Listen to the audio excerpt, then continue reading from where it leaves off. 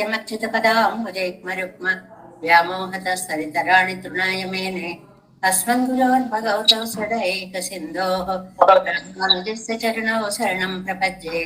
मातापिता युवतयस्तनया विभूतिः सर्वं यदेव नियमेन मदन्वयानाम् आद्यस्य न कुलपतेर्वकुलाभिरामं श्रीमत्तदङ्ग्रीगणं प्रणमामि मूर्ध्ना भूतं सरस्य महदाह्वय भट्टनाथ श्रीभक्तिसारकुलशेखर योगवाहान् भक्ताङ्गिरेण परकालयतीन्द्रमिश्रान् श्रीमत्पराङ्कुशमनं प्रणतोऽस्मि नित्यम् नादं पङ्कजनेत्तराम यमुना वास्तव्यमालादरान् योगीन्द्रं कुरुकेशचन्द्रजलदिं गोविन्दपूरादिपौ भट्टार्यं निगमान्तयोगजगदाचार्यौ स कृष्णद्वयौ वन्दे माधव पद्मनाभ सुमनः कोले सदेवादिपान् नमो वेदान्तवेद्याय जगन्मङ्गलहेतवे यस्य वाग् अमृतासारपूरितं भुवनत्रयं वेदान्तवेद्यामृतवारिरासेः वेदान्तसारामृतपूरमग्र्यम् आदाय वर्षन्तमहं प्रपद्ये कारुण्यपूर्णं कल्वैरिदासं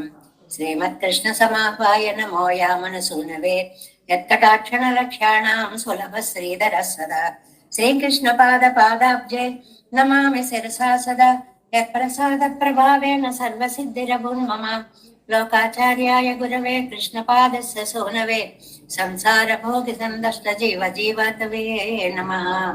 श्रुत्यर्थसारजनकं स्मृतिबालमित्रं पद्मोल्लसद्भगवदङ्घ्रिपुराणबन्धुं ज्ञानादिराजमभयप्रदराजपुत्रम् अस्मद्गुरुं परमकारुणिकं नमामि।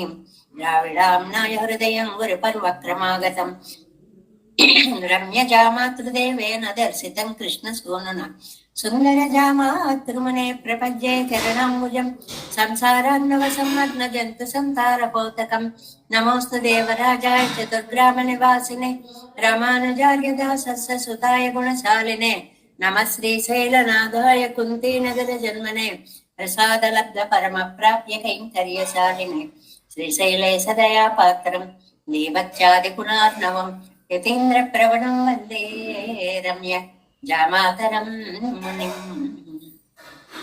श्रीरङ्गसिंहगिरिदेशिकपादसेवा प्राप्ताखिलद्रविडवेदरहस्य जातं श्रीगौतमान्वयजमाश्रितभागधेयं गोपालदेशिकमहं शरणं प्रपद्ये।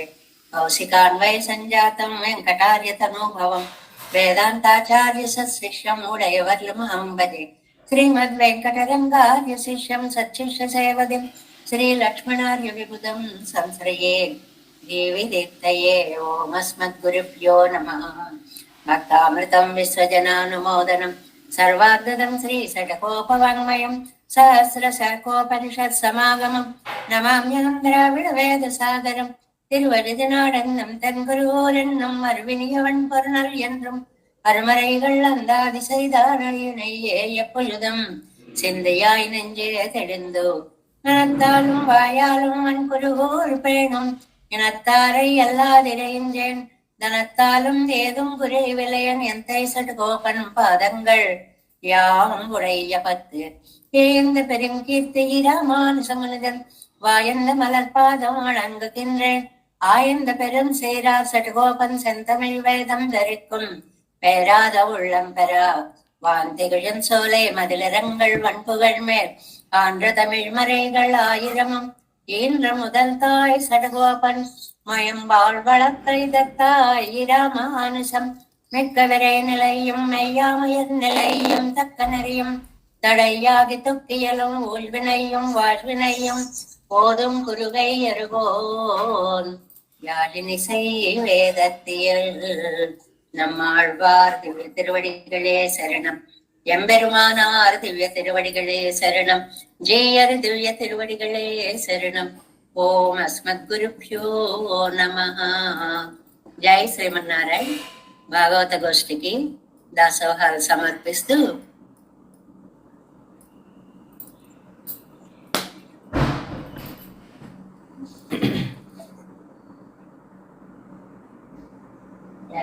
చదువుగా టీవీ పెట్టేస్తున్నారు, తగ్గించండి.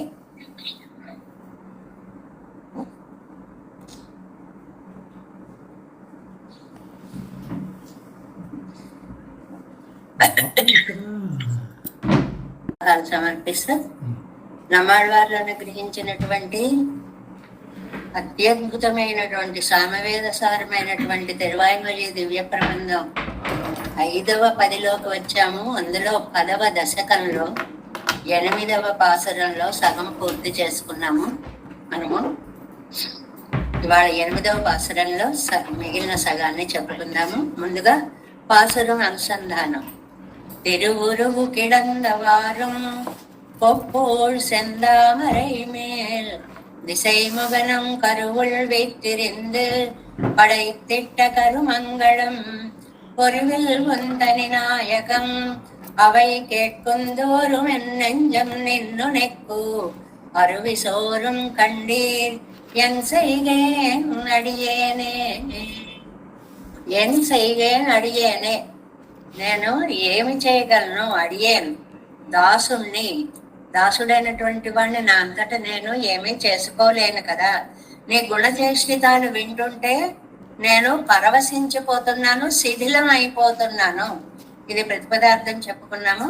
వ్యాఖ్యానంలోకి ప్రవేశిద్దాము.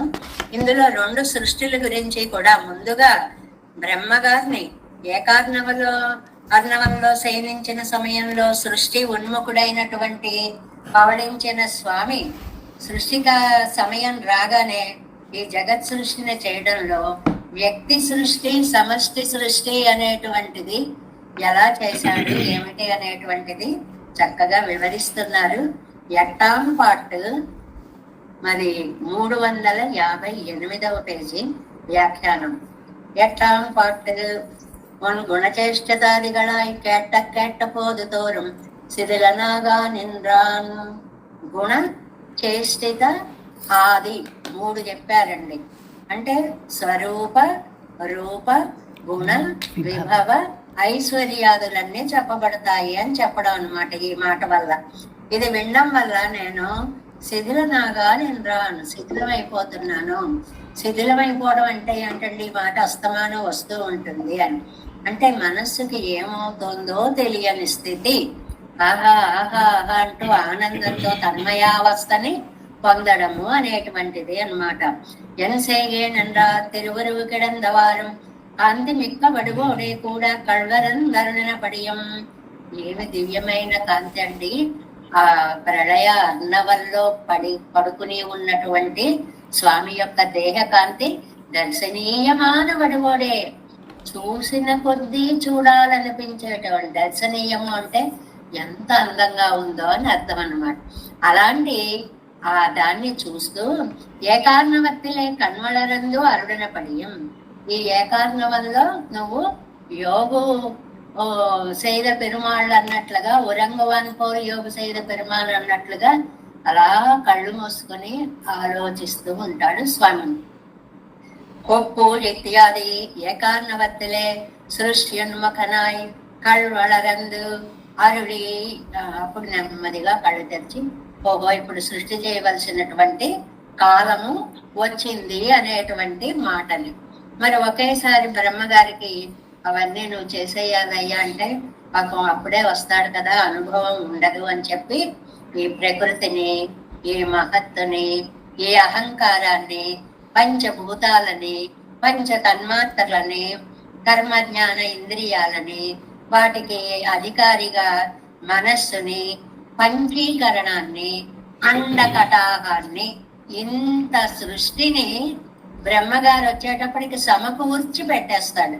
ఏదైనా ఒకటి చేసుకోవాలంటే పూర్వరంగం అంతా పూర్తి చేసేసి రెడీ చేసి ఇస్తారు చూడండి. అలాగా తాను కొడుకుకి, బ్రహ్మగారికి చాలా సహకరించేలాటువంటి సృష్టిని అంతటినే ముందు చేసి ఏకార్ణవత్తులే సృష్టిన్ముఖనై కణ్ వళరందు అరుడి. అలాగా కళ్ళు మూసుకొని పడుకుని బింబకాలం వందవారే. ఆ తర్వాత సృష్టించే సమయం వచ్చినటువంటి సమయంలో యజుంది ఇరిందు ఇవత్తై ఎలా ఉండాకినాన్, వీటన్నిటినీ కూడా చేసినటువంటి మహానుభావుడు. బ్రహ్మ సృష్టి అడవంసల్లా అవ్వరి వెళ్ళదల్లాం తానే ఉండాకి పిలుపు. బ్రహ్మగారు సృష్టించడానికి అనుకూలంగా పూర్వరంగాన్నంతటినీ తానే సంసిద్ధం చేసి ఉంచి తిరునాభియలే ఉండాన తామరై పూవిల్ నాభీ కమలంలోంచి వచ్చినటువంటి బ్రహ్మావినుడయ్య ఉత్పత్తికి తాను ఆధారమై బ్రహ్మగారికి తాను ఆధారమయ్యి అనేటువంటిది అని. అందుకే సరదాగా చెప్తుంటారండి, కృష్ణుడికి పుట్టిన తర్వాత బొడ్డుకు వస్తూ ఉంటే బ్రహ్మగారు ఉలిక్కి పడ్డారటండి. మీకెందుకయ్యా, ఆయనకి ఎవరికో బొడ్డుకు వస్తుంటే నువ్వు లిక్కి పడ్డమంటే, ఆయన బొడ్డు కోసేస్తే ఆ బొడ్డులో పైన ఉన్నవాడిని నేనే కదా, నేనెక్కడ కింద పడిపోతానో అని కంగారు పడ్డాడు అంటారు. అలాగా ఇక్కడ తిరునామీలే ఉండాన తామరై పువ్వులు బ్రహ్మావినుడయ్య ఉత్పత్తికి తాను ఆధారమై పిన్భవంతన్నై తనక్కాధారమాగ పొండు. దీనిలో నారాయణ శబ్ద పదాన్ని చెప్తున్నారు. బ్రహ్మకి తానాధారమయ్యాడు, తర్వాత బ్రహ్మలో తాను అంతర్యామిగా అతన్ని ఆధారంగా చేసుకుని ఇవ్వరుకుండాన కార్యవర్గంగళై అడంగలం ఉండాకిన పడియం. మొత్తం ఈ సృష్టినంతటిని చేసినటువంటి వాడు ఆ పద్ధతిని చెప్తున్నారు. దిశై మగను కరువుల్ వీతిరిందు చతుర్ముఖనాగిర శరీరంతై అధిష్ఠిత్తు కొండు నిండ్రు. దేన్ని ఆధారంగా చేసుకున్నాడు? బ్రహ్మగారి యొక్క శరీరాన్ని తనకి ఆధారంగా చేసుకున్నాడు. తనకి బ్రహ్మను ఆధారంగా తన్ని చేశాడు, తాను బ్రహ్మను ఆధారంగా అంటే నారాయణ శబ్దవాచ్యుడు అని చెప్పడం అనమాట. అంతః బహిశ్చ తత్ సర్వం వ్యాప్య నారాయణ స్థిత అన్నదాన్ని ఇక్కడ చెప్తున్నారు అన్నమాట.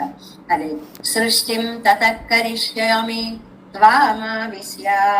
విష్ణు ధర్మంలో చెప్తారనమాట, నేను సృష్టిం తతకరిష్యామి త్వామావిశ్య ప్రజాపతే. ప్రజాపతే బ్రహ్మ, నిన్ను ఆవేశించి నేను సృష్టినంతటిని చేస్తాను.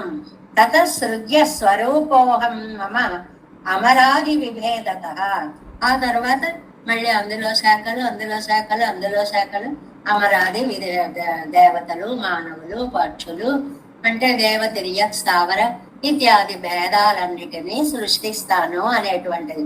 దిశైమగన్ కరువుల్ వీతిరిందు చతుర్మగనాగరి శరీరత్తై అధిష్ఠిత్తు పండు సృష్టిం తత కరిష్యామి తీయ త్వామావిశ్యాయంగరపడియే ఏ తౌ ద్వౌ విబుధ శ్రేష్టౌ.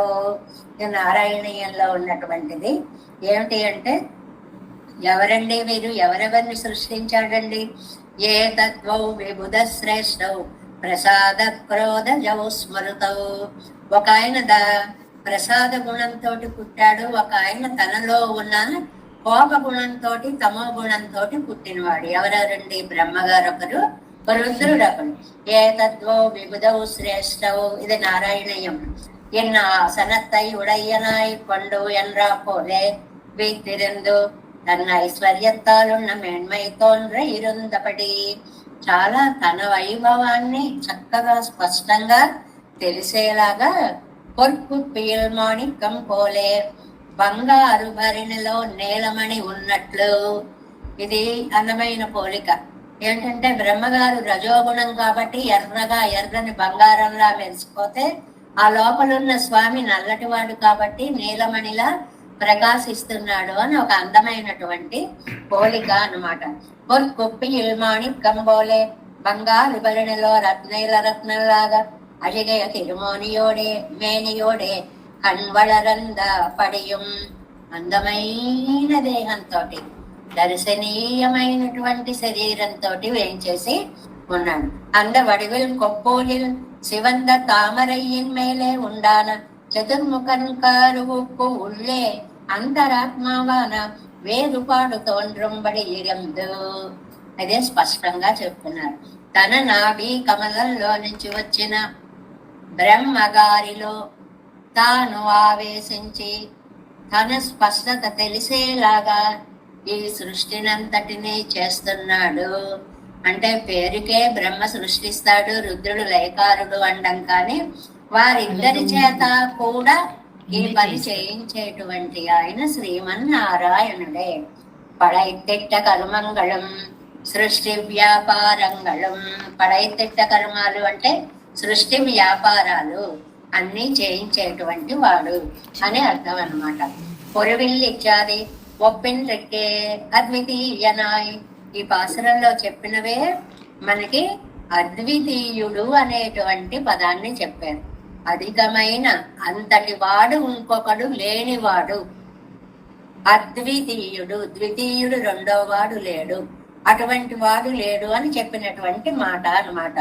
ఒప్పిండ్రికే సాటి లేనివాడై అద్వితీయన ఐశ్వర్య ప్రకాశమాన గుణచేష్టితంగళ్కే కొందోరు ఆ చెవిలో పడ్డప్పుడల్లా ఎన్నంజావదు మలై నెగిలిందా పోలే. మలై నెగిలిందా పోలే. పాషాణం అని ఒక మాట ఉందండి. పాషాణం అంటే ఒకప్పుడు మట్టే అది, కానీ ఏళ్లుగా ఏళ్లుగా ఏళ్లుగా గడ్డ కట్టుకుపోయి ఇంకా కరగని ఒక స్థితికి వస్తుంది అనమాట. దానికి పాషాణం అని పేరు. అది కరిగినట్లుగా నెగిచిందు, బీటలు వేస్తోంది, కరిగిపోతోంది. కన్న నీరురివియాయి ప్రవహయా నిన్నదు, కళ్ళల్లోంచి నీరు ప్రవాహంలా వస్తోంది.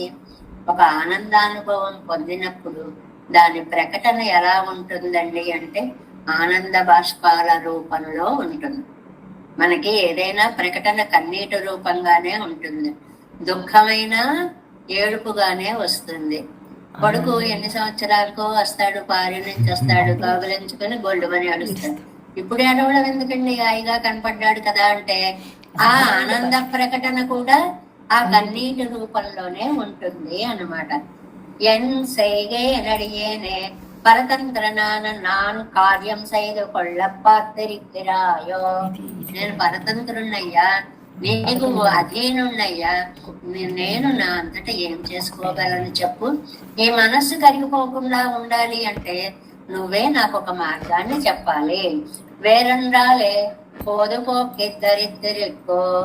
నేను ఇంక ఏదైనా చేసి నా ప్రాణాలు నిలబెట్టుకోవడానికి ఆస్కారం అవకాశం ఉందా? నానెత్తై చేయవేం.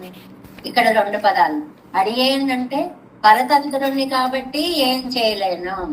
ఎన్ సైగేందంటే నీ అనుభవం తప్ప ఇంకా నాకేం తెలియనటువంటి వాడిని. ఈ 2 అనుభవం చూస్తే నువ్వు తప్ప నాకు ఇంకా ప్రపంచం ఏం కనపడ్డంలా. ఏదైనా చేద్దామా అంటే నువ్వు అధికారిగా ఉన్నావు, నేను అస్వతంత్రుడిగా ఉన్నాను, నేనేమి చెయ్యలేకపోతున్నాను. కాబట్టి ఈ మనస్సు కుదురుగా ఉండడానికి ఏం చెయ్యాలో నువ్వే చెప్పు తండ్రి అంటున్నారు ఈ 8వ పాసురంలో. తిరువురుగు కిడందవారం பொப்போர் செந்தாமரை மேல் திசைமுகன் கருவுள் வைத்திருந்து படைத்திட்ட கருమంగళం పొరువిల్ ముద్దని నాయకం.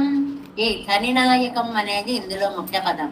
అద్వితీయుడు, ధని అంటే వెరీ స్పెషల్, ధనినాయకన్ అంటే అద్వితీయుడు అని అర్థం అన్నమాట. అవై కేట్టుందోరు వెన్నెంజం నిన్ను నెక్కు అరువి సోరుం కండీర్ ఎన్ సైగేన్ అడియేనే. ఈ 2 పదాల ప్రత్యేకత. ఎన్ సైగేన్ ఒకటి, అడియేనే ఒకటి. అడియేనే అంటే పారతంత్ర్యం కలిగిన వాడిని, నువ్వు ఏది చెప్తే అది నేను చెయ్యాలి తప్ప నా అంతటా నేనేమి చేయలేని వాడిని అని చెప్పడం.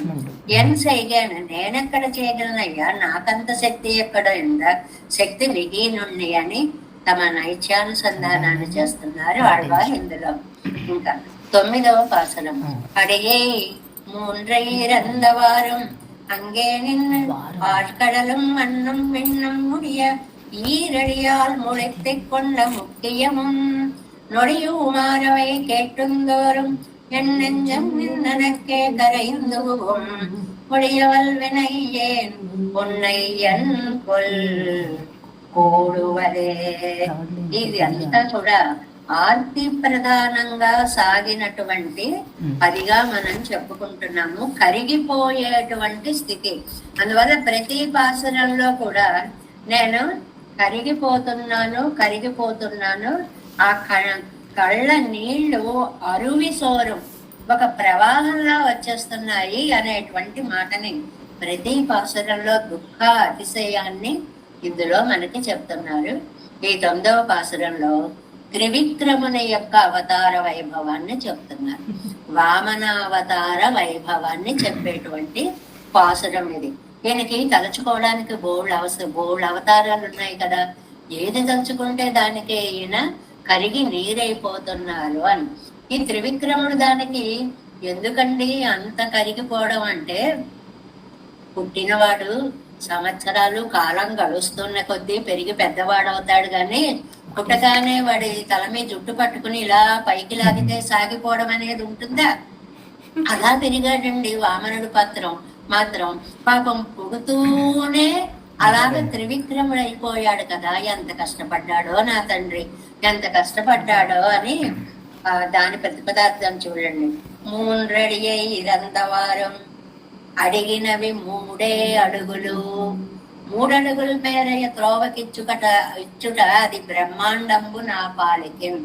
నువ్వు 3 అడుగుల మేరని ఇస్తే చాలు, అది నాకు బ్రహ్మాండము అన్నాడు. అయ్యయ్యో దాత పెంపు సొంపు తలపవలదే. ఇచ్చేవాడు శక్తిని బట్టి కదా అడగాలి. కోటీశ్వరుడి దగ్గరికి వెళ్ళి ఇల్లు కట్టుకుంటున్నాను, 1 రూపాయి ఇవ్వండి అంటే అన్నా బాగుంటుందా? ఇల్లే కట్టించి ఇవ్వగలిగినటువంటి వాడి దగ్గర ఎంత అడగాలో అంత అడగాలి.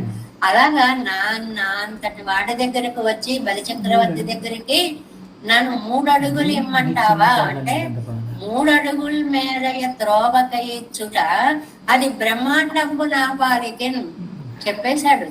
చెప్పాడు. నువ్వు 3 అడుగులు ఇస్తే నేను బ్రహ్మాండం నిండిపోతాను, అదే బ్రహ్మాండము.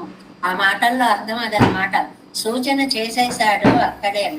3 అడుగులను ఇరందవారు యాచించిన విధము అంగు నిండ్రు అక్కడ నుండే ఆల్కడలు మన్నం వెన్నం అగాధమైన సముద్రాన్ని భూమిని ఆకాశాన్ని ఈరడియాలు మొడియు ముడెత్తుకొండు 2 అడుగులతో కొలిచి. అడిగిందా 3 అడుగులు, కొలిచిందా తనకున్న 2 పాదాలతో ముందు కొలిచాడు. మరి 3వ అడుగు తీసుకోవాలి. ముఖ్యం ఆ మహిమ చూడండి. ముఖ్యం అంటే ముఖ్యమైనది అని అర్థము, మహిమ అని అర్థము అనమాట. అవై నుడియుమారు కెట్పొందోరం ఆ వ్యాపారాలని చెప్తే చాలు. 3వ అడుగుని ఎలా కొలిచాడో అన్న విషయం తలుచుకుంటే చాలు. అంటే వామనుడు త్రివిక్రముడయ్యాడు అనే విషయాన్ని తలచుకుంటే చాలు అనేటువంటిది. నిండ్రనక్కే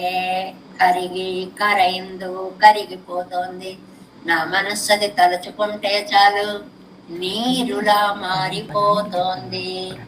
ఊగుం శిథిలమైపోతోంది. ఉగుం అంటే శిథిలమైపోవడము, తట్టుకోలేకపోతున్నాం అంటాం చూడండి, అదనమాట ఉగుం అంటే. వల్కొడియ వినయ్యేన్ ఎంత క్రూరమైన పాపాన్ని చేశానో నేను, ఉన్నై కూడువదు ఎన్నుకొల్ నిన్ను నేనెప్పుడు చేరగలనో చెప్పు.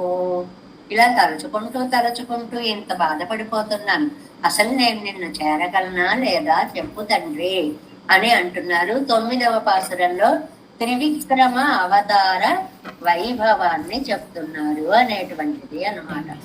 ఏమిటి ఇందులో త్రివిక్రమావతారంలో ఉన్నటువంటి గొప్పతనము అంటే, అడిగింది ఏదో సింపుల్ గా అడిగినట్లుగా 3 అడుగులు అడిగాడు. అవి కూడా తర్వాత కొలుచుకుంటాను అంటే ఏం మోసం చేసేస్తాడు అన్నట్లు అక్కడే నిలబడ్డాడు. ఒకదానితోటి క్రింద మండలాలన్నీ భూమండలాదులన్నీ అయిపోయాయి, ఒకదానితోటి ఊర్ధ భవనాలన్నీ కూడా అయిపోయాయి. ఇంకా 3వ అడుగు ఎక్కడ పెట్టను అని అంటే అంత అమాయకత్వం అనమాట. ఎలా కొలుచుకోను, మరి 2 అయిపోయాయి కదా, 3వ అడుగుతో నేనేం కొలుచుకోవాలి అని ఏం తెలియని వాళ్ళగా అమాయకుడుగా, ఎంత అవాప్త సమస్త కాముడువే, నీకు అసలు తీరవలసిన కోరికలే లేవే, అలాంటి వాడివి ఇలాగ అడిగావు, ఇలా చిన్నవాడివై వచ్చావు, ఎలా అడగాలో కూడా తెలియనటువంటి వాడు. మహాబలి మూవడిత అంటారు కదా ఆడవాళ్ళు. మహాబలి అడుగులు 3 చెయ్యి అన్నట్ట. ఏకవాక్యంగా చక్కగా పలకడం కూడా రానంత చంటి పిల్లవాడిలాగా వెళ్ళి అడిగిన నీ పద్ధతి తలుచుకుంటే నా మనస్సు కరిగిపోతోంది తండ్రి అంటున్నాను. 9వ పార్టు 359వ పేజీలో చివరి లైన్. 9వ పార్టు త్రైవిక్రమ అపదానత్తయ్యం అనుసంధిద్దు త్రివిక్రమావతారంలో జరిగినటువంటి దానిని తలచుకొని అత్తాలే శిథిలనా విరనాన్, దానితో నా మనస్సు శైథిల్యాన్ని పొంది కరిగిపోయి పొన్నై ధరిత్. కాదయ్యా, ఇలా మనస్సు మాటి మాటికి కరిగిపోకూడదు, ధైర్యంగా ఉండాలయ్యా. నిన్ను అనుభవిప్పదే నంగిరా. ఈ భావాలు ఎంత సహజమైనవో మనం అనుకుంటాము. మనకి చాలా భయం కొలిపేటువంటి పెద్దల దగ్గర పడతా అనుకో, ఏమైనా సరే టక్టగా మాట్లాడేలా, అడిగేయాలి, ఏదో చేసేయాలి అనుకుంటూ వెళతాం. అక్కడికి వెళ్ళేటప్పటికి నోరు విడిపడదు, మాట రాదు. ఎందువల్ల లాభం లేదు. ఏమైనా సరే అనుకుని వెళ్ళిన వాళ్ళం కూడా ఆ దృశ్యాన్ని చూసేటప్పటికి, అలాగే ఇక్కడ నమ్మాడి వాళ్ళకి లాభం లేదయ్యా అనుకున్నా సరే ఆ త్రివిక్రమావతారాన్ని తలుచుకునేటప్పటికి గుండె కాస్త కరిగిపోతోంది అని అంటున్నారు అన్నమాట. Next page. అడియై మూండ్రై ఇరందవారు, అడిగినవి 3 అడుగులు. పెద్ద 3 అడుగులు అంటే అదో పెద్ద దానమా అనుకుంటాం మనం. 1 2 3 వేసేస్తే 3 అడుగులు అయిపోయాయి. ఇలాంటి అడుగులేమో అనుకుంటే, ఇవై అపేక్షిక మాట్లాడవన్రం వివర్తిల్ హిత చింతై పండు అడవేయో. అంటే ఈ చిన్నటువంటి ఈ అడుగులని, ఈ మహిమని విన్నప్పుడు ఎందుకు నాకు కరిగిపోతోందంటే, మనస్సు మామూలుగా ప్రళయకాల సంఘటనని చెప్పి ఈ 3 అడుగులు అడగడంలో ఈ 3 అడుగు అనేది ఎక్కడ దాకా వ్యాపించి ఉంటుంది అనే విషయం ఊహకు అందేటువంటిది కాదు. అడుగు అంటే ఒక అడుగు వేస్తాం, ఆ భూమి అనుకుంటాం. కానీ ఆ అడుగు ఎంత పెద్ద అడుగు, లోకాలన్నిటినీ తన కిందకి తెచ్చుకునేంత అడుగు అనేటువంటి భావం మనకి తెలియదు, ఊహించలేం కదా. అందువల్ల ఇవయ్యుండానాலும் சரியத்தை பெரியது நிலையாதபடி నోక్కువానవన్ ఎంగిరదు. అడిగై 3. ఇప్పుడు ప్రళయకాలంలో సంఘటన చెప్పారు. లోకాలు కోరకుండానే వాటిని కడుపులో పెట్టుకున్నావన్నారు. ఆ కడుపులో పెట్టుకోవడమే కాదు, వాటి రక్షణని కూడా నువ్వే. అంటే లోకంలో కొందరు బలవంతులు ఉంటారు, కొందరు బలహీనులు ఉంటారు. ఎవరిని కూడా బాధ పెట్టకుండా రక్షించే బాధ్యత నాదే అని కొలుచుకుంటున్నట్ట. అలా కొలుచుకునేటప్పుడు ఆ అడుగు పెరుగుతోంది, కొంచెం కొంచెం కొంచెంగా పెరగడము మొదలు పెట్టింది అని అన్నమాట. அடியை 3 இறந்தவாறும் நேராய் போகாமே 3 இருந்தபடி 2 இறந்தானாகில் அவனை சிறை செய்ய విరగిల్లయ్యే. అడిగినవి 3, కొలిచినవి 2, ఇంకొకటి కొలవాలి. అంగే నిండ్రు, ఇక్కడే నిలబడ్డా, నేనేం మోసం చేయను. கடக்கனால் அடிపోగానాలు కృత్రిమం పండినాను ఎన్ను అవనకు వజక్కు పేసలామిరి. నేను వెళ్ళిపోతే ఇందాక అక్కడికి వచ్చావు, మళ్ళీ కొలుస్తున్నావు, లేకపోతే ఏదో చేస్తున్నావు, మోసం చేస్తున్నావు అనడానికి అవకాశం ఉంటుంది. ఇదిగో నేను ఇక్కడే నిలబడ్డా. ఈ పాదంతో ఊర్ధ్వలోకాలు, ఈ పాదంతో అధోలోకాలు అయిపోయాయి. మరి ఇక్కడ భూమి అంతరిక్షాదిகள் అడంగலும் 2 వడియలే అడంగ కుంబడి ఈడాగా అళందు తలై కట్టి కొండపడియం. భూమి మొదలైనటువంటి కింద ఉన్న లోకాలన్నిటినీ ఒక పాదంతో కొలిచేసావా? అసలు అది ఎలా సాధ్యమయ్యా? 7 లోకాలను నువ్వు ఎలా కొలిచావయ్యా? అలాగే ఆకాశాది పైన ఉండేటువంటి 7 లోకాలను ఒక పాదంతో కొలిచేసావా? ముఖ్యమం. ఇది చాలా ఇక్కడ ముఖ్యం అంటే ప్రతిభావంతమైన, గొప్పదైన, మహిమాన్వితమైనటువంటి విషయం ఈ కొలత అనేటువంటిది. அன்றையே சவ்யதிரிக்தங்களும் தன் திருவடியின் கீழே அகைப்படுகையாலே வந்த வேண்டப்பாடும். అదేంటి? ఆశ్రితార్థమ, అదావదు ఆశ్రితార్థమాగ పండిన వంచనయ్యాల్ వంద వేండప్పాడిరెక్కరపడి. అది ఏమిటి అంటే తను ఇతరుల కోసమని చేసిన వంచన, లోకాలని రక్షించడం కోసం చేసిన వంచన, నాది అని అహంకరించిన బలికి పాఠం చెప్పడం కోసం చేసిన వంచన. అంటే అక్కడే ఉండి భూమాకాశాలను కొలిసాడు అంటే, ఏమో అటు ఇటు వెళ్ళిపోతే ఈ అడుగుల స్థలాన్ని మార్చేశానని నువ్వు ఎక్కడనుకుంటావో అని అక్కడి నుంచే కాలు చాపి కొలవడంలో భక్త రక్షణ పరాయణత్వం చెప్తోంది. ఇది ఆశ్రితుల కోసం చేసిన వంచన.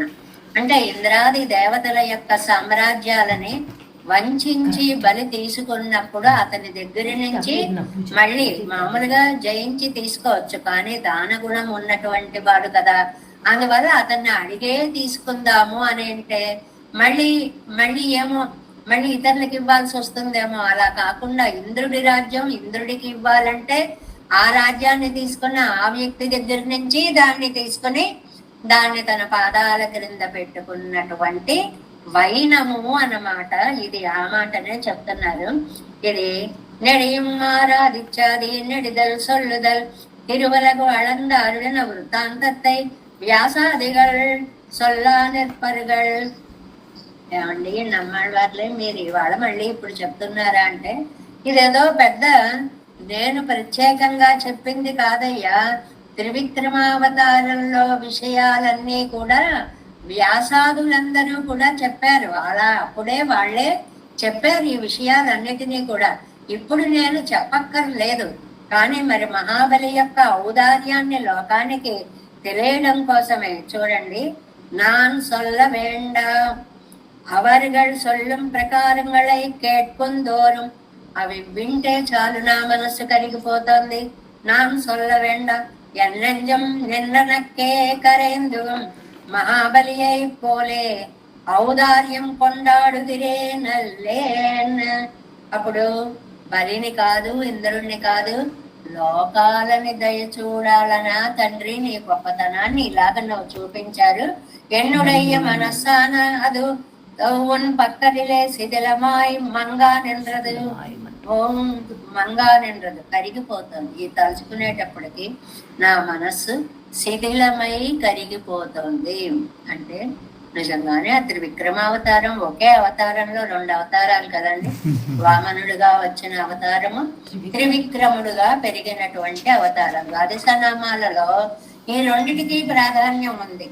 రావడమే గొప్ప, పెరగడం ఇంకా గొప్ప, ఒకదానికంటే ఒకటి గొప్ప అయినటువంటి అవతారాలు కదా. అందువల్ల నా మనస్సు ఇలా అయిపోతుంది. కొడియ వల్వినయ్యేన్, ఎంత పాపిష్టివాణ్ణండి అంటున్నారు ఆళ్వారు. అదేంటి ఆళ్వార్లు హాయిగా ఎప్పుడు తలుచుకుంటున్నారు పెరుమాళ్ళని, పాపిష్టివాణ్ణి అంటారేంటి, మీరు ఎంత పుణ్యాత్ములు అంటే అదే వచ్చిన చెక్కు చూడండి. ఎన్నామ సంకీర్తనతో మహాభయా విమోక్షమాప్నోతి ఎంగిరపడియే. అది మనకి విష్ణు ధర్మంలో చెప్పినటువంటి మాట. ఎన్నామ సంకీర్తనతో మహాభయా విమోక్షమాప్నోతి న సంశయం నరః స సర్వలోకార్తిహరో నృకేసరి మమస్తు మాంగళ్య వివృద్ధయే హరిహి. విష్ణు ధర్మంలో మాంగళ్య స్తోత్రంలో ఉన్నటువంటి శ్లోకం అన్నమాట ఇది. ఏమిటంటే యన్నామ సంకీర్తనతః మహాభయాద్ విమోక్షం ఆప్నోతి. భగవంతుడి నామాన్ని గనక మనం ఉచ్చరించామంటే ఎలాంటి భయంకర వాతావరణం నుంచైనా బయటపడతాం. అదే మనకి పంచాయుధ స్తోత్రం చెప్తోంది.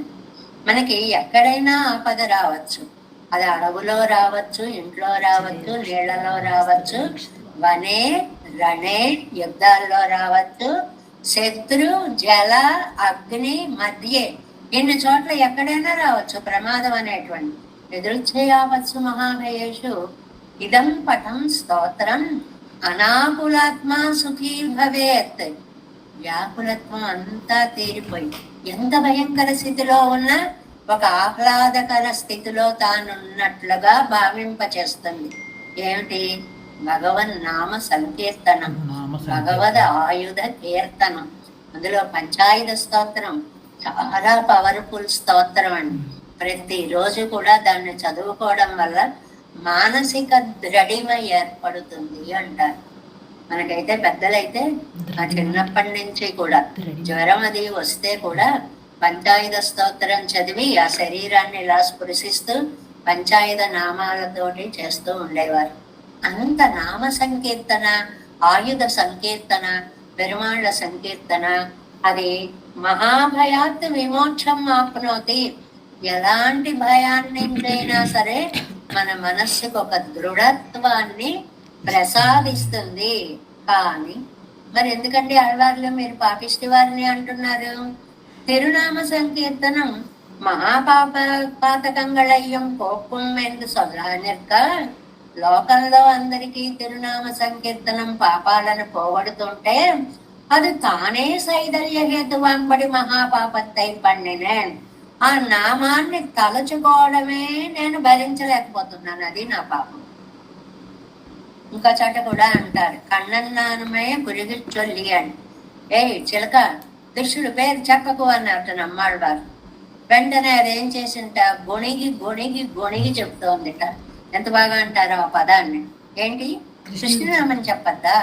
కృష్ణ అనద్దంటే ఎందుకంటాను? కృష్ణ అని అననే అనను, కృష్ణనామం కదా చెప్పద్దు అంటున్నావు.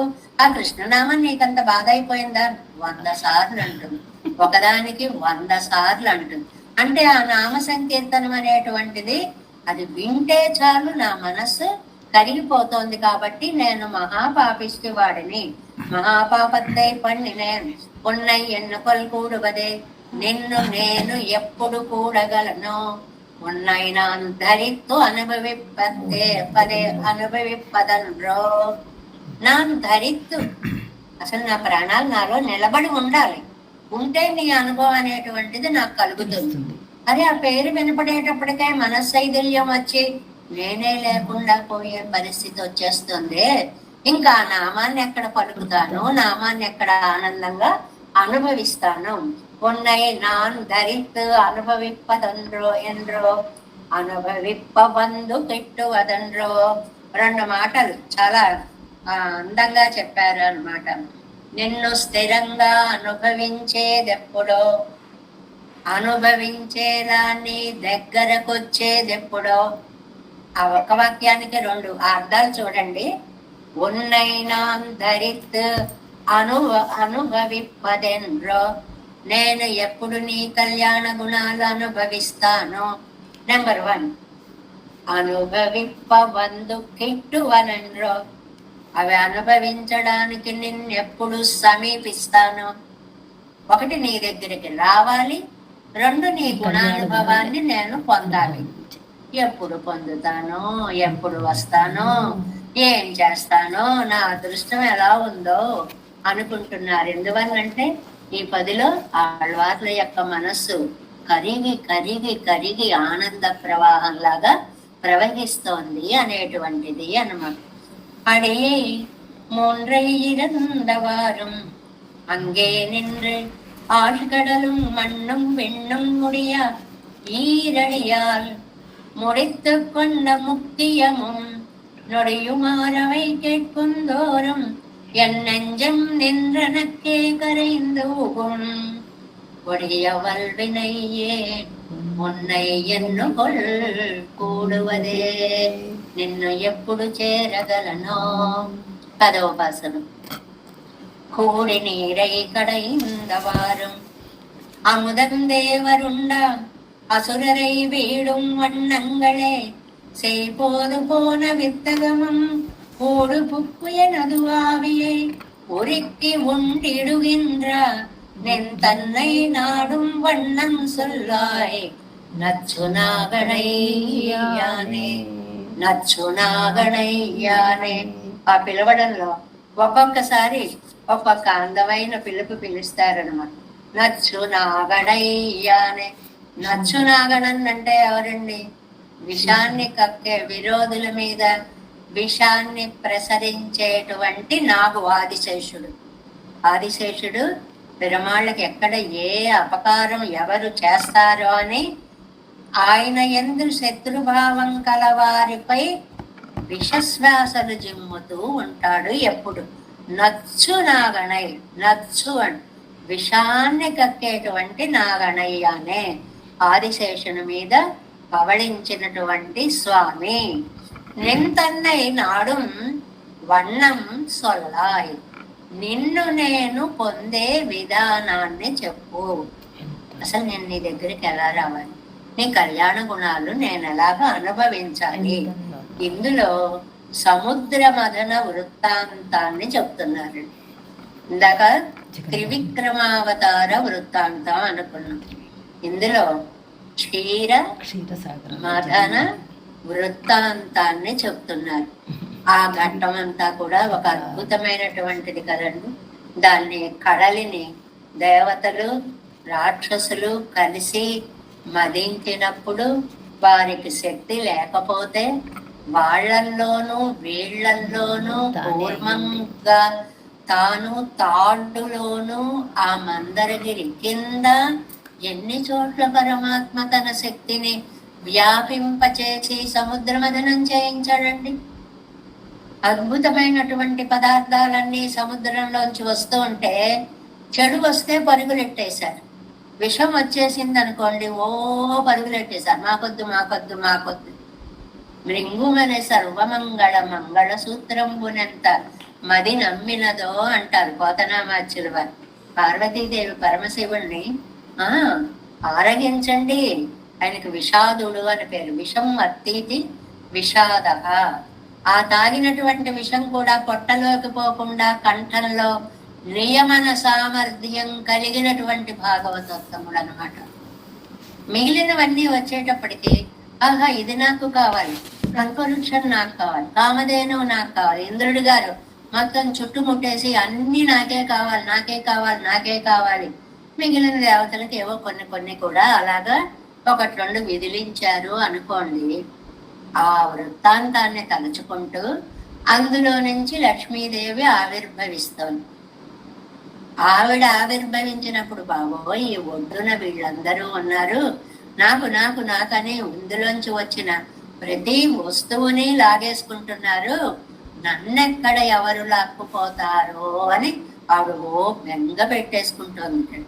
అప్పుడు తండ్రి చూసేట, చూసి వరుణదేవుడు చూసి వచ్చే మాగా విషాదం అమ్మా ఏమాత్రం దుఃఖపడకు, విషాదం పొందకు, దుఃఖాన్ని పొందకు. రెండో అర్థం అండి, రహస్యంగా కోడ్ లాంగ్వేజ్ అండి ఇది. విషం అత్తీతి విషాద. విషాన్ని తినేవాడు విషాదుడు, శివుడు. శివుడు దగ్గరికి వెళ్ళాలని బెంగ పెట్టుకోకు. శ్వసనం వాయుదేవుడికి దగ్గరికి వెళ్ళాలని బెంగ పెట్టుకోకు. ఇక్కడ మామూలుగా ఉచ్ఛ్వాస నిశ్వాసలు ఆయాసం వచ్చేస్తోంది, చిలికితే వచ్చింది కదండి మధ్యలోంచి. ఊర్ధ్వ ప్రవృత్తి ఇలా ఎగసి ఎగసి పడుతోంది శ్వాస. అంటే అగ్నిదేవుడు ఇలాగా ఒక అందమైనటువంటి శ్లోకాన్ని మనకి అందిస్తారు ఆ సందర్భంలో.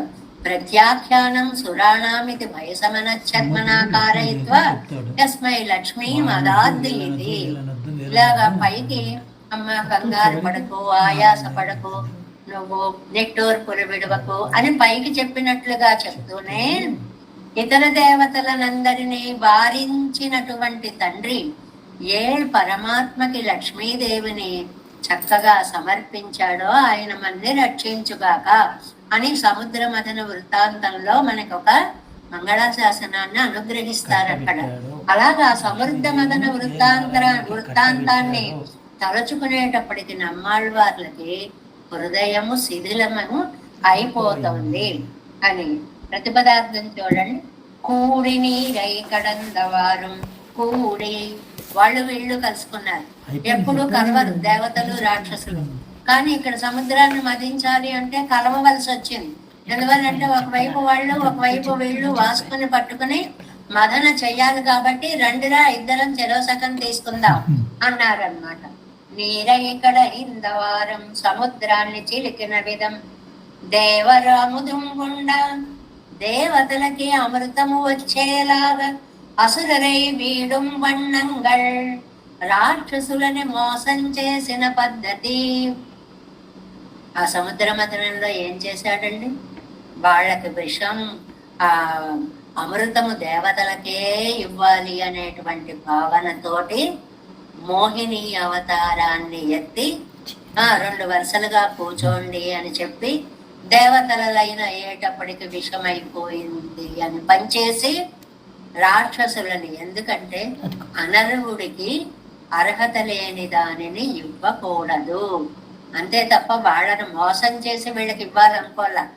వాళ్ళకే గనక అమృతాన్ని ఇస్తే వాళ్ళు శాశ్వతత్వాన్ని పొందితే లోకాన్ని అంతటిని ప్రళయంలోకి తోసేస్తారు. అందువల్ల వాళ్ళకి అమృతాన్ని అందనీయకుండా చూడడం కోసం అందమైనటువంటి మోహిని అవతారాన్ని ఎత్తి విత్తగము, ఏం ఆశ్చర్యం వ్యాపారాలు చేసావయ్యా, ఎంత బాగా ఆ మోహిని అవతారంతో వాళ్లకు ఒళ్ళు తెలియకుండా చేసావయ్యా. ఊడు పొక్కు, ఆ ఆశ్చర్య విషయాలన్నీ నా ఊడు పొక్కు నా లోపల ప్రవేశించాయి. ఏంటి ఎంత అద్భుతంగా పంచాడండి. అంత అంచుకుంటే చాలు, ఎనదావి అయి ఉరుక్కి నా ఆత్మ కరిగిపోతోంది. నీ మహిమాన్విత గుణాలను తలుచుకున్నప్పుడల్లా నా ఆత్మ పారవస్యాన్ని పొందుతోంది. పుణ్యుడుగిన్ర చంపేస్తోందయ్యా, భరించలేకపోతున్నాను. ఎక్కువ ఆనందం వచ్చినా, ఎక్కువ దుఃఖం వచ్చినా బయటికి ప్రకటించకపోతే అది ప్రాణాలు తీసేస్తుంది. అలా నా ప్రాణాలను తీసేస్తాం. అందువల్ల ఒక మహా దుఃఖం వచ్చినప్పుడు ఏడుస్తున్నారనుకోండి, కాసేపు ఏడవనిండమ్మా, పొంగంతా పోయి మనస్సు కాస్త శాంతపడుతుంది, అప్పుడు మాట్లాడదాం, పర్వాలేదు. అలా బాధపడితే ఏం పర్వాలా, పడనేండి, లేకపోతే అది అనారోగ్యం అని అంటుంటారు పెద్దలందరూ కూడా. అలాగే మహా ఆనందం వచ్చినా కూడా చెప్పేయాలి, అరిచేయాలి, లోకానికి ప్రకటించేయాలి, చేసేయాలి. ఇవి రెండు లోపల అణిచిపెట్టుకుంటే హార్ట్ బ్రేక్ అయిపోతుంది ఒక్కసారిగా. అందువల్ల ఆ విషయం ఇప్పుడు అవి తలుచుకుంటేనే నా మనస్సు కరిగిపోతోంది, కరిగిపోతోంది, కరిగిపోతోంది, చంపేస్తోంది అయ్యా అన్నారు. చివరికి ఏం చేస్తోంది అంటే పుణ్యుడు విన్ర చంపేస్తోంది, ప్రాణాలు తీసేస్తోంది. నచ్చు నాగు అనయ్యానే, విరోధుల మీద విషాన్ని ప్రకటించే శేషుని మీద పవళించిన స్వామి. నింతన్నై నాడుం వన్నం, వన్నం అంటే విధానం, నిన్ను పొందేటువంటి పద్ధతి సొల్లాయ్. ఆ ఉపాయం ఏదో కాస్త చెప్పవయ్యా, నిన్ను ఎలా పొందగలను, నిన్ను చూస్తూ నా మనస్సుని దృఢంగా ఎలా ఉంచుకోగలనో కొంచెం చెప్పవయ్యా అని అంటున్నారు ఈ పాసురంలో అన్నమాట. 9వ పాసురము, 10వ పాసురము, 7 వ్యాఖ్యానము, 10ాం పార్ట్ 361వ పేజీ. సమగ్రమదన వైచిత్రక్తై అనుసంధిత్తు శిథిలనాగా నిండ్రే. సముద్రమదన వైచిత్ర్యం అన్నారు, దాన్ని కథ అనలేదు. ఎంత విచిత్రం అండి అసలు. అలాగ మోహిని అవతారం ఎత్తడం ఏంటండి, అంత అందగాడు అంత అందగత్తగా ఎలా మారిపోయాడండి. పరమాత్మ స్వీకరించినటువంటి స్త్రీ అవతారం మోహిని అవతారం, అందుకని విచిత్రం అంటున్నారు అన్నమాట. చివరికి నువ్వు స్త్రీగా మారడానికి కూడా సంశయించలేదు, ఎందుకంటే అప్పటికి ఆ అవతారం చాలా విశేష ఫలాన్ని ఇస్తుంది. ఎందువల్ల ఆవిడ మనకేసి చూస్తే చాలు, మనతో మాట్లాడితే చాలు, ఒక తిరునవ్వు మన మీదకి విసిరితే చాలని ఆవిడ వెంట పడ్డం మొదలుపెట్టింది. అలాగ వాళ్ళని మోగింపచేస్తూ కుండలో ఉన్నటువంటి అమృతాన్ని అలా అలా అలా అలా అలా వంచేశాడు, ఇటువైపు అయిపోయింది. ఆ వాళ్ళు అయ్యో అంతా అక్కడ పోసేస్తున్నావేమిటి అని కూడా ఆలోచించే స్థితిలో లేరు. ఎందువల్ల ఈవిడ అందం అంత మనస్సును లాగేసుకుని ఎలా పోస్తున్నావు, ఎలా వంచుతున్నావు, భలే చూస్తున్నాడే, ఇలా ఆవిడ్ని చూస్తూ వీరున్నారు, వీళ్ళని అలా మోహంలో ముంచుతూ ఆవిడ కాస్త పనిచేసింది అని. శిథిల నాగా నిన్నే ఉన్న ఇద్దరిత్తు, అసలు నిన్ను నా మనసులో పెట్టుకుని అనుసంధిక్క వల్లేనాంబడి విరగు సొల్ల వేణం. విరగు అంటే ఉపాయం. నేను ఏమీ టెంప్ట్ అవ్వకుండా నిన్ను అలా చూసి నా మనస్సులో పెట్టుకొని నిన్ను ధ్యానించే ధైర్యం, ఆ ఉపాయం ఏదో నాకు చెప్పు తండ్రి అంటున్నారు. అంటే ఒక్కొక్క పాసురంలో ఒక్కొక్క వృత్తాంతాన్ని, ఇందాక త్రివిక్రమావతార వైచిత్రిని చెప్పారు, ఇప్పుడేమో క్షీర సముద్ర మదన వైచిత్రిని గురించి చెప్తున్నారు అన్నమాట. కూడి నీరైక్కడైందవారు, కూడిలో ఉందండి విశేషం అంతా. అసలు కలవని వాళ్ళు రాక్షసులు దేవతలు ఈ సముద్రంలో చిలకడం కోసం ఇద్దరు స్నేహం చేసుకున్నారు. వచ్చిన ఫలితాన్ని ఇద్దరం సమానంగా తీసుకుందాం అనుకున్నారు. నా సమ విభాగం పన్ని భుజిక్కడవం, మనిద్దరం పంచుకుందామే, వచ్చిన దాన్ని సరిభాగం చేసుకుని పంచుకుందామే. ఎన్నో అసురர்களోడే కూడి సముద్రத்தை కడయింద పడియం, అలాగా వాళ్ళని కూడా భాగస్వాములు చేసి సముద్రాన్ని చిలికినటువంటి విధము.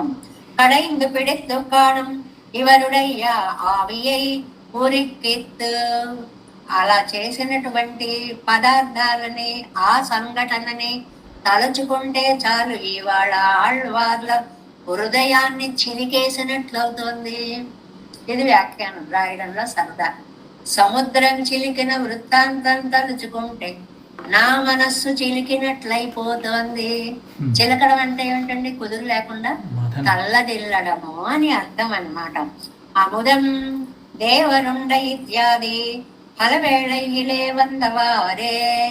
ఎందుకండి అలా చేశాడు? ఫలవేళ అంటే అమృతం పుట్టే వేళ వచ్చింది. ఇంకా వచ్చేస్తాం, మనం వెన్న చేసుకుంటూ ఉంటాం, చిలుకుతూ ఉంటాం. ముందు కాస్త ఒక పావుగంట సేపు అలా చిలకడమే కనిపిస్తుంది. తర్వాత కొంచెం కొంచెంగా నవనీతం హయ్యంగ వీణం అలా పడే వేళ వస్తుంది. ఆ పడే వేళ వచ్చేటప్పటికి నెమ్మదిగా మళ్ళీ ఎక్కువ చిలికామంటే కరిగిపోతుంది. జాగ్రత్తగా చేస్తే, దాన్ని ఉండని చేస్తే, దగ్గరికి తీస్తే అది ఫలవేళ. అంటే ఆ రూపం వచ్చినటువంటి సమయంలో అక్కడ ఫలవేళయిలే వందవారే ప్రయోజన రూపమాన అమృతத்தை అనుకూల వర్గమాన దేవజాతియే భుజిత్. అనర్హులని అందరం ఎక్కించకూడదు. కొన్ని మనకి పక్షపాతాలుగా కనిపిస్తాయి, కానీ ధర్మాలు ధర్మాలే. ఆ ధర్మానికి పక్షపాతం ఉండదు. ఎందువల్ల అంటే అన్నం పెట్టాక తినేసి నిన్ను చంపేస్తా అనేవాడికి అన్నం పెట్టకూడదు. వాడు మనం ఇచ్చే బలం వాడికి వధకి ఉపయోగపడుతాం, శక్తిని ప్రసాదిస్తాం. అది మంచి పనికి ఉపయోగించే వాడికి పెట్టాలి. అలాగే ఇక్కడ దేవతలకు అమృతం ఇస్తే వాళ్ళు ఏదైనా వేదాలనో యజ్ఞ యాగాదులనో బ్రాహ్మణ సంరక్షణమో కొన్ని పనులు చేస్తారు.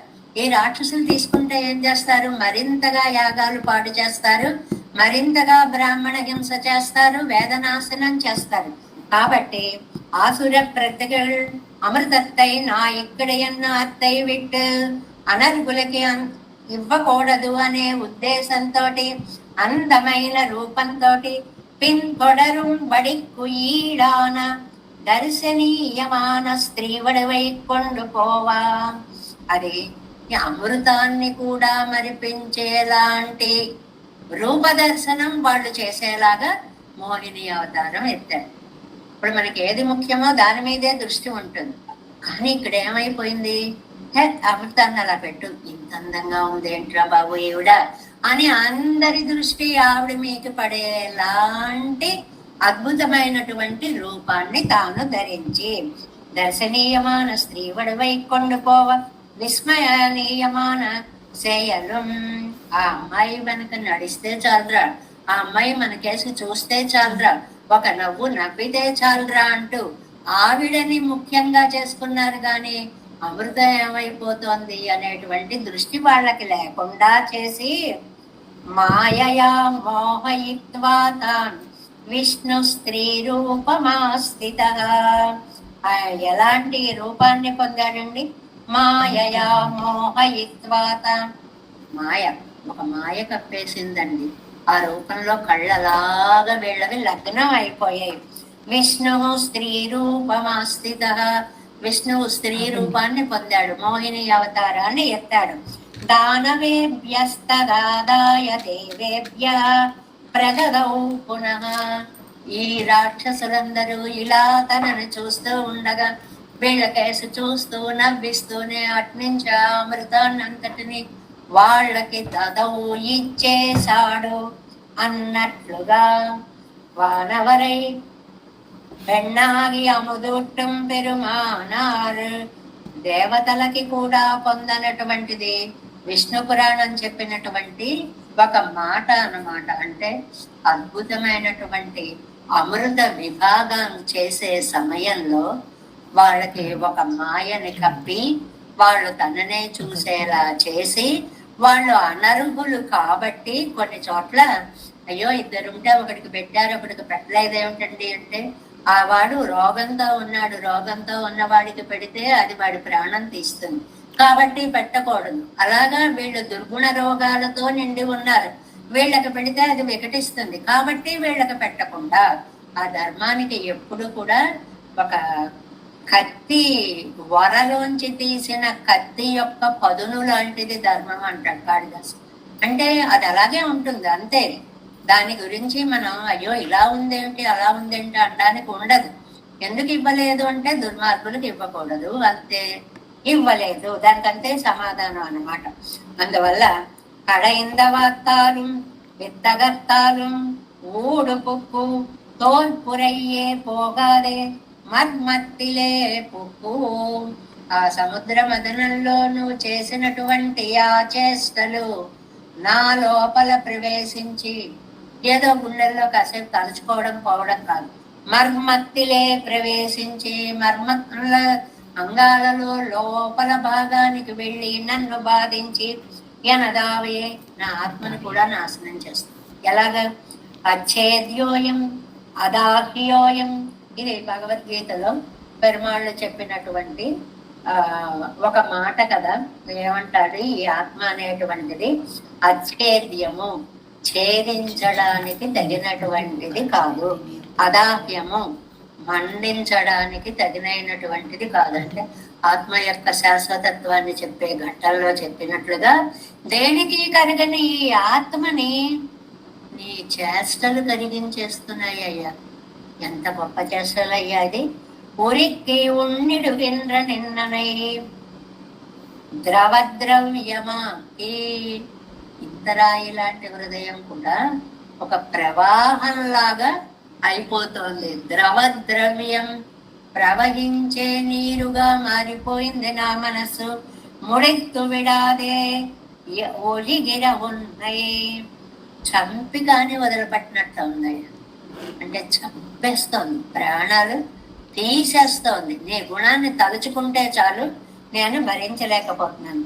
పురుషోత్తమన్ ఇప్పటి శైవదే ఎండ్రో ఈ గుణ ప్రసంగத்திலே శిథిలమాగా నిండ్రేన్.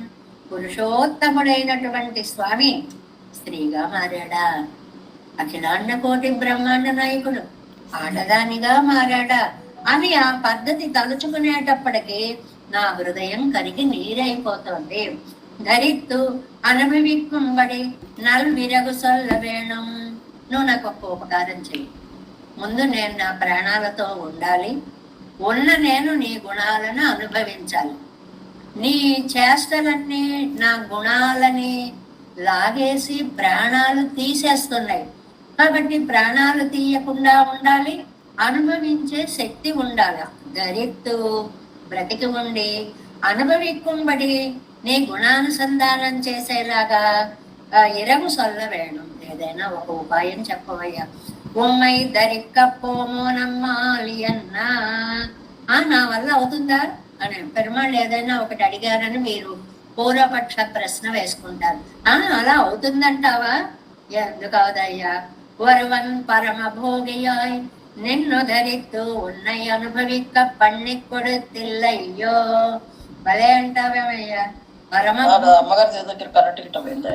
ఆ శేషుడు నిన్ను ధరించి అనుభవించట్లేదా? అలాగే నేను అనుభవిస్తాను. ఆ శేషుడి యందు నీకు కరుణ ఉంది కాబట్టి ఆయన అనుభవించగలుగుతున్నాడు. శేషుని కనికరించినట్లే నన్ను కనికరిస్తే నేను నిన్ను అనుభవిస్తాను. అప్పడియే నాను ధరిత్తు ఉన్నై అనుభవిక్కుబడి పన్ని అరుడ వేణం. అలాగే నన్ను కూడా బ్రతికించి నీ గుణాలని అనుసంధానం చేసేటువంటి శక్తిని నాకు ఇవ్వవలసినది అని. అంటే అన్ని పాసురాల్లో కూడా కరిగిపోతున్నా ఇలా ఈ ఆత్మని కరిగిపోనేకు ప్రాణాలతో ఉండి నీ కళ్యాణ గుణానుభవం పొందే శక్తిని నాకు ఇయ్యి తండ్రి అంటున్నారు. సముద్ర మదన వృత్తాంతాన్ని స్మరించుకొని నా హృదయంలో మదనం జరుగుతోంది స్వామి. ఒక అందమైన భావన అన్నమాట. కూడి నీరై ఇక్కడ ఇందవారం அமுதம் தேவருண்ட அசுரரை வீடும் வண்ணங்களே சேப்போது போன வித்தகமும் ஊடு பொக்கு எனதாவியை பொறுக்கி உண்டிடுகின்ற நென் தன்னை நானும் வண்ணம் சொல்லாய் நச்சுநாகனை தேவேசம் போலநாதம் నదలితమనసం పద్మనాభం రమేశం లోకార్యం కృష్ణయుగ్మేన చ నిగమశిరో యోగి భట్టారకో చ గోవిందం పూరనాదేన చ సహ కురు కేశేంద్ర సింధుం యతీంద్రం మాలాధృత్యామునార్యో మమ హృది నిదదే రామ పద్మాక్షనాదం తిరువరుణ్మానుసేన ముదలి సడగోపన్నాదముని சீரையக்கொண்டார் நம்பி சென்றாமாள வந்தார் குருமாலாதரர் குருகை பிறார்க்கம்பாம் எதிராசர் கோவிந்தர் கூரேசர் பட்டர் வேதாந்தமணி திரு கண்ணத்தம்புளை எனம் பிள்ளை இவர் ஈழத்தற்கே எந்த மாதவர் பற்பனாபரிவரருளாளர் திருவடி ஒன்றைய தேவ பெருமாள் கை கொண்டருளும் திருமலையாழ்வார் பதங்கள் முன் என் முள் சேரந்தனவே नमोस्तु देवराजाय चतुर्ग्राम निवासने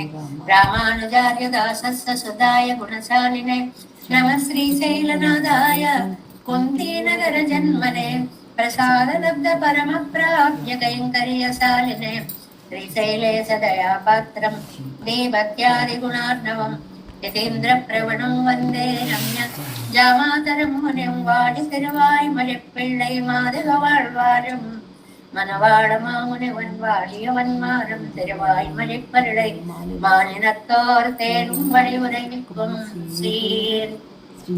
ஸ்ரீரங்க சிங்க பாத சேவா பிராத்தாகில திரவிட வேத ரகஸ்ய ஜாதம் ஸ்ரீ கௌதமாத்மயஜம் ஆசிரித பாகதேயம் கோபால தேசிகமஹம் சரணம் பிரபத்யே கௌசிகான்வய சஞ்சாதம் வெங்கடார்ய தனோபவம் వేదాంతాచార్య సశిష్యం ఉడయవర్లుమహం భజి శ్రీమద్వెంకటరంగార్య శిష్యం సచ్చిష్య సేవతి శ్రీలక్ష్మణార్య విబుధం సంశ్రయే దేవి దీప్తయే ఓం అస్మద్గురుభ్యో నమో నమః జై శ్రీమన్నారాయణ.